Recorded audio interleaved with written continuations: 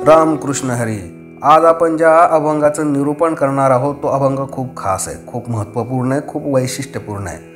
हा जो अभंग आहे हा संत ज्ञानेश्वर माऊलींचा आहे आणि त्यामध्ये संत ज्ञानेश्वर माऊली गॅरंटी देत आहेत.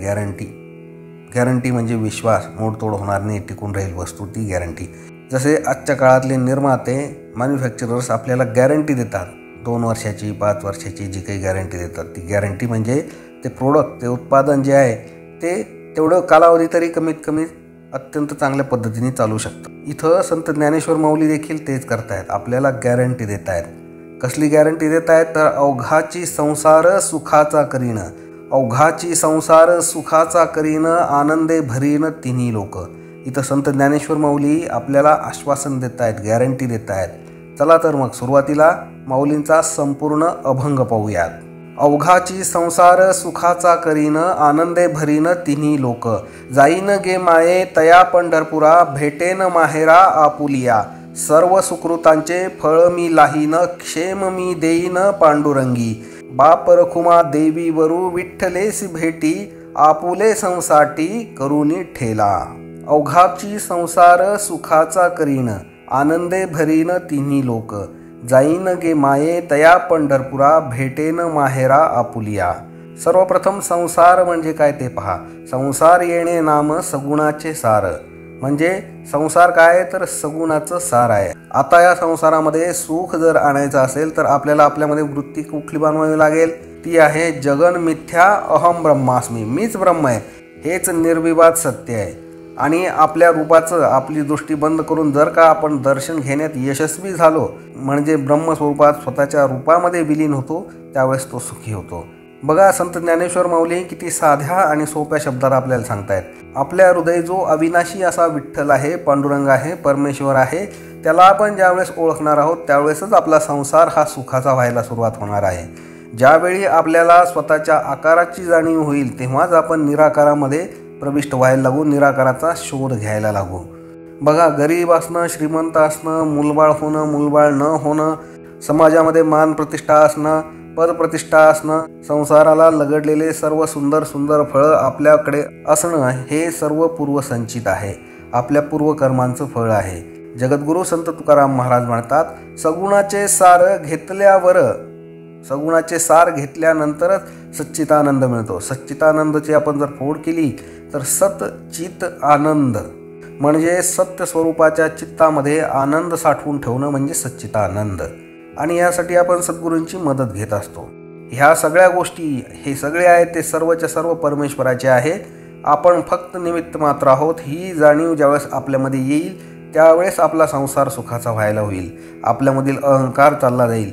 संत एकनाथ महाराज म्हणतात, काया ही पंढरी आत्मा हा विठ्ठल.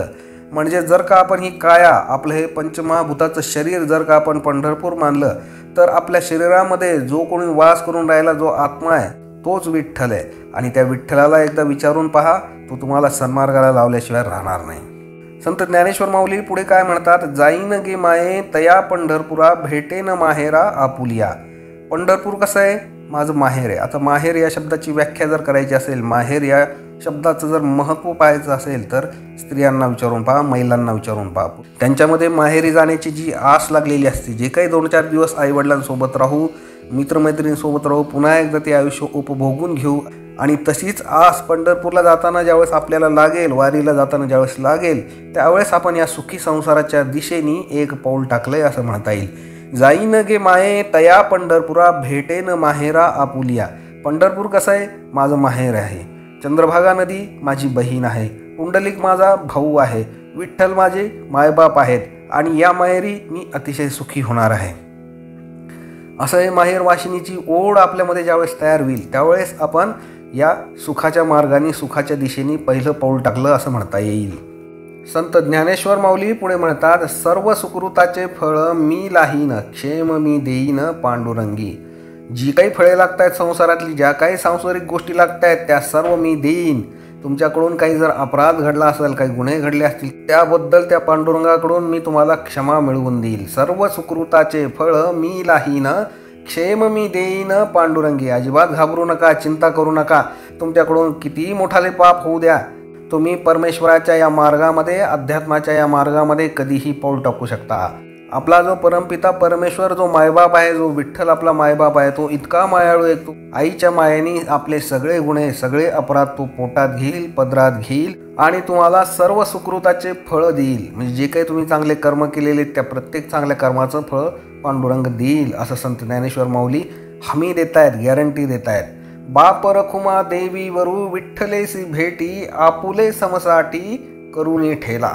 आता संत ज्ञानेश्वर माऊली स्वतःचं उदाहरण देऊन सांगतायत. पंढरपूरच्या वारीला जाऊन मी काय करतो, जिथं माझं माहेर आहे, जो श्री विठ्ठल आहे, त्याला मी आलिंगन देत असतो, त्याला मी भेट देत असतो. आणि त्या पंढरी रायाला भेट दिल्यानंतर आतापर्यंत केलेल्या माझ्या पुण्याईचं फळ मी प्राप्त करून घेत असतो.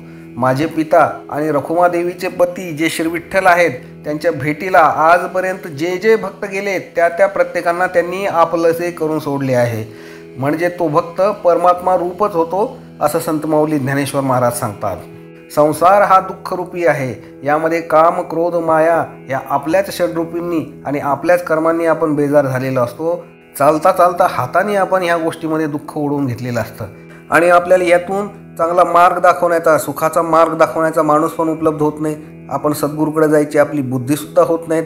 म्हणून संत ज्ञानेश्वर माऊली म्हणतात, चला पंढरपुराच्या भक्तीला, चला विठ्ठलाच्या भक्तीला. तुमचा अख्खा संसार, तुमचा जो संपूर्ण संसार आहे, अवघाची संसार मी सुखाचा करून देईल. कारण की हा संसार ज्या ब्रह्मस्वरूपावरती भरलेला आहे तो मिथ्या आहे आणि जे काही ब्रह्मस्वरूप तुमच्या आतमध्ये आहे ते सुखरूप आहे. आणि मिथ्या पदार्थ जो तुमच्यावरती आरूढ झालेला आहे, तुमच्याकडून वाईट कर्म करून घेतो आहे, तुम्हाला दुःखामध्ये टाकतो आहे, तुमचा अपमान करतो आहे, तुम्हाला संसारामध्ये वारंवार पीडतो आहे, संपूर्ण संसारच ब्रह्मरूप आहे असे मी ज्ञान संपादन करून देईन आणि संसारच काय तिन्ही लोक देखील आनंदाने भरून टाकील, असे माऊली ज्ञानेश्वर महाराज म्हणतायत. आणि त्रैलोक्य आनंदमय करून झाल्यानंतर मी माझ्या पंढरपुराला, माझ्या वारीला जाऊन माझे माहेर असलेलं जे श्री विठ्ठल आहे त्याला मी आलिंगन देईन, त्याला मी भेट देईल आणि आत्तापर्यंत केलेल्या माझ्या पुण्याईचं फळ मी त्याच्याकडून प्राप्त करून घेईल. माझे पिता आणि जे रखुमादेवीचे पती आहेत, जे श्री विठ्ठल आहेत, पांडुरंग आहेत, त्यांच्या भेटीला आत्तापर्यंत जे जे भक्त गेलेत त्या प्रत्येक भक्ताला त्यांनी आपलेसे करून सोडले आहे. कोणत्याही भक्ताला त्यांनी निराश केलेले नाही, प्रत्येकाला सन्मार्गाला लावले आहे, प्रत्येकाचा संसार त्यांनी सुखाचा केलेला आहे, सर्वांना त्यांनी चांगल्याच गोष्टी सांगितलेल्या आहेत. बाप रखुमा देवी वरू विठ्ठलेसी भेटी, आपुले संसाठी करुणी ठेला. आपला संसार आपल्याला सुखाचा करायचा असेल, आपल्या आयुष्यातील दुःख कमी करायचे असतील, सुखाचा खरा अनुभव आपल्याला घ्यायचा असेल तर त्या पंढरपुराला, त्या विठ्ठलाला, त्याच्या चरणावरती डोकं ठेवल्याशिवाय पर्याय नाही. परमपिता परमेश्वर जो विठ्ठल स्वरूप आहे, पांडुरंग आहे, त्याची भक्ती आपण जर केली, त्याचं नामस्मरण जर आपण सतत करीत राहिलो, त्याच्या ध्यानामध्ये जर आपण निमग्न होत राहिलो तर आपल्याला सतत या सुखाची जाणीव होत राहील, आपल्याला सतत हे सुख भेटत राहील.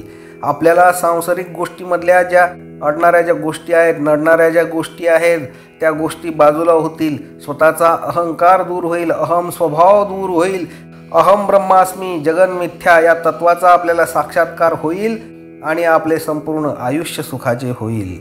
संत ज्ञानेश्वर माऊलीसारखा संत ज्यावेळेस आपल्याला ही हमी देतोय, ही गॅरंटी देतोय, त्यावेळेस या गोष्टीमध्ये निश्चितच सत्यता असली पाहिजे.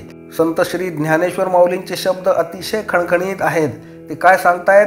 अवघाची संसार सुखाचा करीन, आनंदे भरीन तिन्ही लोक. अभंगातील ही पहिलीच ओळ आपल्यासाठी सर्व काही घेऊन येणारी आहे, आपल्याला सुखी करणारी आहे. आणि ती कशी प्राप्त व्हावी यासाठी सुद्धा संत ज्ञानेश्वर माऊली आपल्याला सांगतायत, चला पंढरपूरला, चला वारीमध्ये, सगळ्या गोष्टी तुम्हाला मिळत जातील, आपोआप मिळत जातील. सर्व सुकृताचे फळ मी लाहीन, क्षेम मी देईल पांडुरंगी. त्यामुळे आपण परमपिता परमेश्वराच्या, श्री विठ्ठलाच्या, पांडुरंगाच्या भक्तीच्या मार्गावरती आपण चाललं पाहिजे. अध्यात्माचं सार आपण घेतलं पाहिजे आणि आपला संसार सुखाचा केला पाहिजे. राम कृष्ण हरी, राम कृष्ण हरी, राम कृष्ण हरी.